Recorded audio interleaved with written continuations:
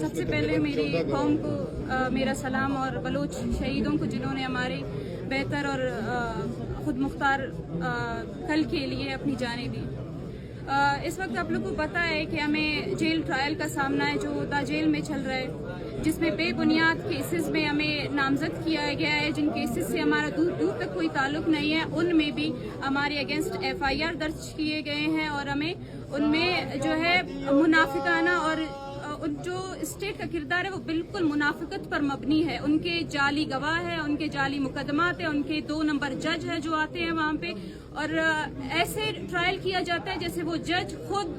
State کا اور حکومت کا ترجمان ہو۔ نہ وہ ہمارے کونسل کی بات سنتے ہیں، نہ وہ ہمارے بات سنتے ہیں جو ہم ان سے کہتے ہیں۔ آگے سے ہمیں کہا جاتا ہے کہ آپ کی سنتا کون ہے، آپ بولتے رہے، ہمیں جو کرنا ہے، جو ہمیں بتایا گیا ہے وہ ہم آپ کے ساتھ کریں گے۔ تو اس اسٹیٹمنٹ سے ظاہر ہوتا ہے کہ انہیں جو وہاں سے اوپر سے جو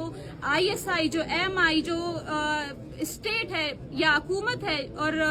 جو اس وقت بلوچستان میں جو ایک پپٹ حکومت ہے، ان کی طرف سے جو انہیں ہدایت جاری کیے جاتے ہیں وہ وہیں جو ہے قانون اپلائی کرتے ہیں۔ ہمیں کہا جاتا ہے کہ اس بک میں قانون ہے، ہم اس کے تحت آپ کا ٹرائل کر رہے ہیں، لیکن در حقیقت وہ جو اسکرپٹ ان کو دیا جاتا ہے رات کو، وہ اسی کے تحت ہمارا ٹرائل چلاتے ہیں۔ اس کے علاوہ جو بلوچستان کے حالات ہے اس وقت، جیل میں ہمیں کچھ بھی نہیں پتا کہ ہمارے ارد گرد کیا ہو رہا ہے۔ وہاں پہ جو اخبار آتے ہیں ان میں صرف اور صرف یہی کہا جاتا ہے کہ بلوچستان جو ہے ترقی کی راہوں پر گامزن ہے، لیکن اگر بلوچستان کا حقیقی چہرہ دیکھا جائے، وہ حقیقی تصویر دیکھی جائے، تو ہر دن کسی سڑک کنارے، کسی صحرا میں، کسی چوک چوراہے پہ ایک لاش آپ کو پڑی نظر آئے گی۔ وہ لاش جو ہے ایک زندگی کی اتنی اہمیت اس اسٹیٹ کے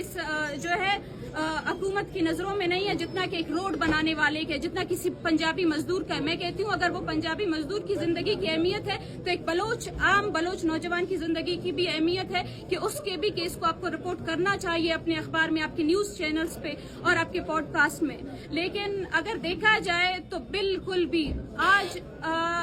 جس ٹرائل کا ہم سامنا کر رہے ہیں اس میں جن لوگوں کو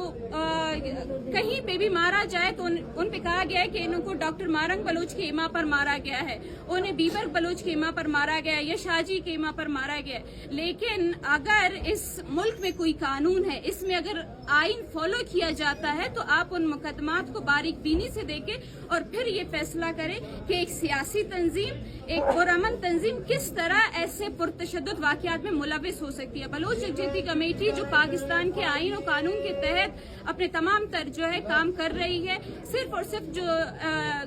جبری گمشدگیوں کا مسئلہ ہے ہم صرف اسی پہ بولتے تھے، جو ماورائے آئین قتل کیے جاتے تھے بلوچستان میں ہم انہی پہ بولتے تھے، لیکن آج ہمیں جن مقدمات میں جیل میں بند کیا گیا ہے وہ قتل کے مقدمات ہے، وہ دہشت گردی کے مقدمات ہے، وہ بم دھماکوں کے مقدمات ہے، اور وہ ایسے مقدمات ہیں کہ جن میں ہم نے قانون توڑنے کی کوشش کی ہے، اور ان کیسز میں ایسے گواہ پیش کیے جا رہے ہیں جنہیں سرکار نے خود بنایا ہوا ہے۔ جب عدالت لگتی ہے اس سے پہلے جج انہیں اپنے چیمبر میں بٹھا کے ان کی کلاس لیتے ہیں اور وہ اسکرپٹ انہیں دیتے ہیں جو ان کو ایجنسیوں کی طرف سے دیا جاتا ہے۔ لہٰذا ہم ان چیزوں کو بالکل بھی نہیں مانتے، اور جو آپ کا آئین اور قانون ہے ہم نے اس کے تحت اپنے کام کیا اور آگے کرتے جائیں گے۔ اگر کوئی سمجھتا ہے کہ ہمیں جیل خاموش کیا جا سکتا ہے، ہمیں جیل میں بند رکھ کے ہماری آواز دبائی جا سکتی ہے اور اس نظریے کو ختم کیا جا سکتا ہے، تو یہ سب ان کی جو ہے خوش فہمی ہے۔ بہت شکریہ۔